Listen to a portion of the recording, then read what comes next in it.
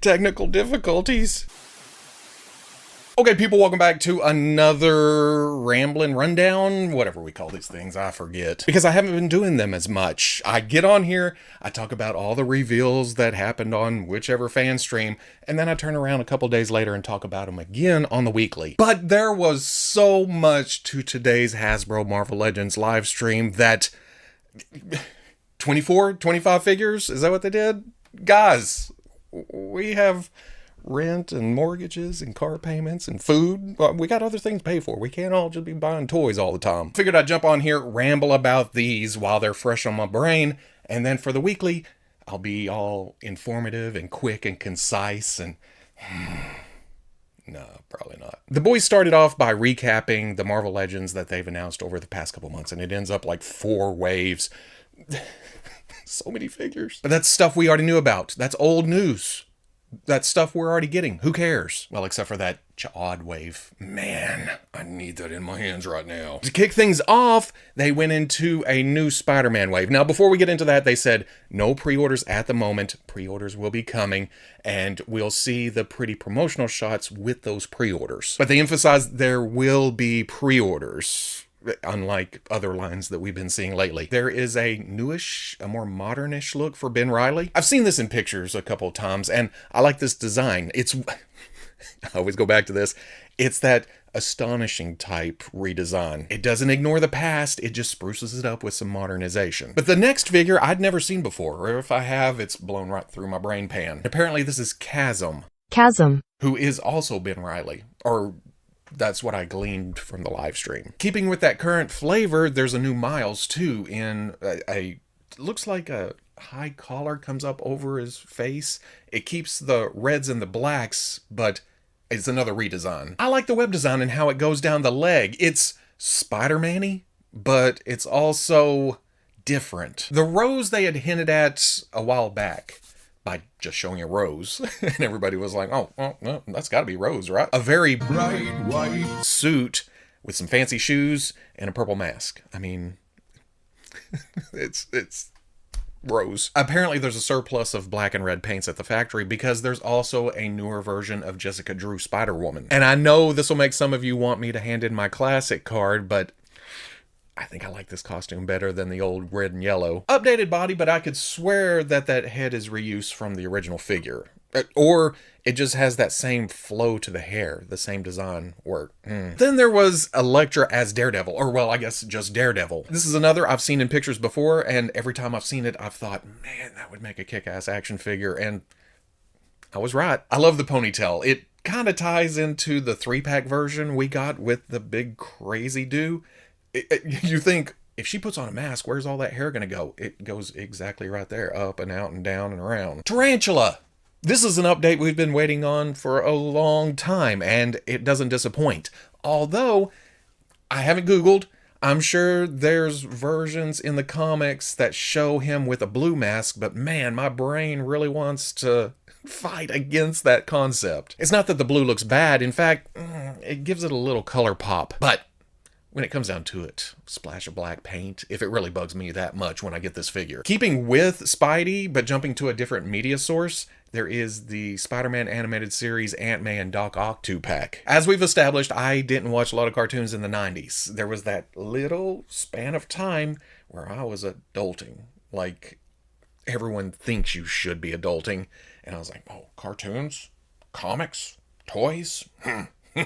No. So I have a lot of catching up to do, still. But that means I'm not familiar with this look for May. So much so that I don't feel the need to buy this to have a stand-in for Aunt May until they give us, like, an old gray-haired version. Doc Ock is tempting, though, and I think I recognize this design from the...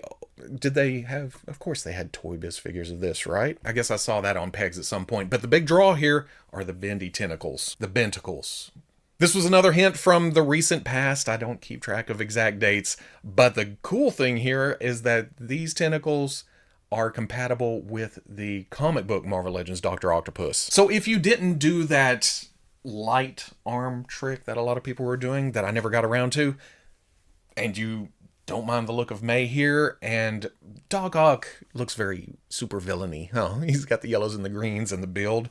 But yeah, the tentacles are the eye catcher for me. Then they got into the 60th anniversary of Avengers, which I guess Marvel is calling Beyond Earth's Mightiest. And I thought, oh, they're just going to show a couple of figures, couple of teases, move on, wait for the next live stream. They kept going and going and going. But that's not a bad thing, because they kicked it off with a first appearance Iron Man, and this design is meant to be clunky. It's meant to be a bit cumbersome, but damn, they started moving it around, and it was bobbing and weaving and hula hooping and turning and everything. Oh, it looked good. Then they rolled out Bruce Banner. Had we heard about that? Whatever. It's Bruce Banner. They didn't stop there. This is also going to include, the pack-in is going to be a big honking Hulk. It's got a new torso to evoke that first appearance for Hulk, too.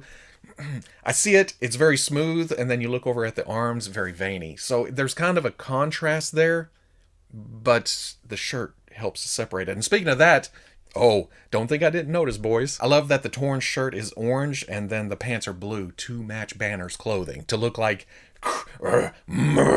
This Thor makes sense. In fact, a lot of people on the forums have been talking about this for a while with the exposed sides. The beard... I'm going to cut straight to it. When I see this Thor, I think mask. And I'm not sure if this is supposed to have a mask or if this will have an alternate head. Here, Destroyer is also included, and it's very Destroyer-ish. It's big, it's metally, it's stripy, it's pokey, it's proddy. It's Destroyer. Here in this shot where he's spooning Rose and Thor, it looks very...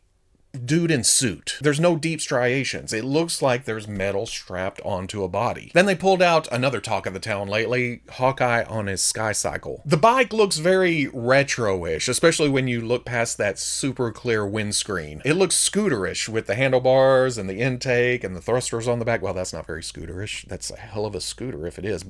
You know what I mean. And then Hawkeye's been updated with a more classic look. He's got the mask that comes up. I think the retro version was very short in that department. And then a cloth hanging down at the crotch region. That's in order to get him on the bike. If it had been plastic, he'd be hovering up above the hovering device. I'd like to see this standing vanilla just to give a better idea of what it looks like. Dwight made sure to point out that there's enough room on the back of the Sky Cycle for a passenger or a companion. I can't remember exactly what he said, but my brain shot directly to classic Mockingbird because she is still missing from my shelf. Big puffy hanging down sleeves, the blacks, the whites, another pointy mask.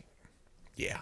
I need it. And the 60th anniversary of Avengers seemed like the perfect opportunity to give us that. A 2-pack with Captain Marvel and Secret Wars Doctor Doom. She has been on top 10 lists for a super long time, so it's nice to finally get her. I can see a lot of people replacing this with some cloth, although this works. I mean, especially standing neutral. And then this may not be my favorite version of Doctor Doom, but I gotta admit, there's some nostalgia there. Again, going back to the Secret Wars line. A lot of Iron Man, little Doctor Doom, throw some greens and silvers at it. Boom. This 2-pack makes me happy. Not because it's 90s, but because this is the costume I was rooting for when it comes to Cersei. The greens are okay, but it's very...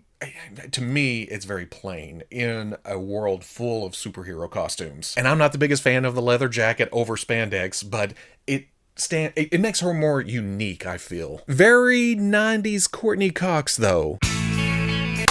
But if it works, it works. And here it works. We're talking about 90s. For Black Knight, like I said, jacket over spandex, not my favorite design. And I feel like I have my Black Knight on the shelf. But this design's okay too, especially paired up with Cersei. I'm hoping it'll have a neutral head. I know this is the head we got with the first Black Knight, but... it's just standing around in the Avengers comp, but it'll work great in action scenes, especially swinging his laser sword. Then they rolled out their new super articulated female body, and who better to put it on than Black Widow? I love that they went with the short hair here too, because it lends itself to extreme posing. Put the long hair on there on top of their new super articulated body, and suddenly she wouldn't be able to look up or to the side, or it does all these poses, and there was some thought put into it. The new Bucky Captain America feels very full circle. I mean, it was Bucky Cap that introduced us to a new body type, well, more than a few years ago, huh? And now he's not exactly debuting this body. This is the Vulcan body, but it's very early in that use. And the shiny blues with the dull blacks. Oh man, I just love this design. Also has that bigger shield that you can swap around with maybe your 20th anniversary Captain America if you haven't already replaced that with the new Ultimates Captain America. Yeah, the colors are a little bit more drab, more dark, but hey, if it works, it works. Secret Wars is going to be a thing in the MCU soon, so why not kick into that with some comic book Secret Wars? Like the Super Skrull with some, I guess, Iron Man, Doctor Strange, Black Bolt flair, along with the Queen. It's a shame that she seems to be using is that the original body with Spider-Woman? With the single elbows and everything? While the new version of Jessica has an updated body. Oh, there's some stretchiness to that Super Skrull. I'm just noticing, like it's hard to see. He's got the... And then for the final figure that they showed, after a whole heap and helping of figures, is Super Adaptoid. This is 12 inches tall, which is 1/12 scale, Marvel Legends scale, because Super Adaptoid is supposed to be big. It uses the old 12-inch Captain America body, and I've seen some complaints about that because it's a modern take on Captain America. You think Super Adaptoid and you go classic, where it's just supposed to be smooth. I don't mind it, because it adds some techiness to it, I guess, Super Adaptoid being what it is. They did replace the head, is the most obvious, but they changed out the boots, the gloves, they gave it a hammer. Oh, and they added the disc on the chest there. A few different shades of green, and it's striking. You put this on the shelf and oh, well, Galactus, Sentinel, Super Adaptoid. After all that, they were just kind of like, well, we're not going to show you a tease because we just showed you a shit ton of figures. Instead, there was a video blurb announcing an Avengers Haslab. Not only that, though, they used this Avengers Beyond Earth's Mightiest logo, so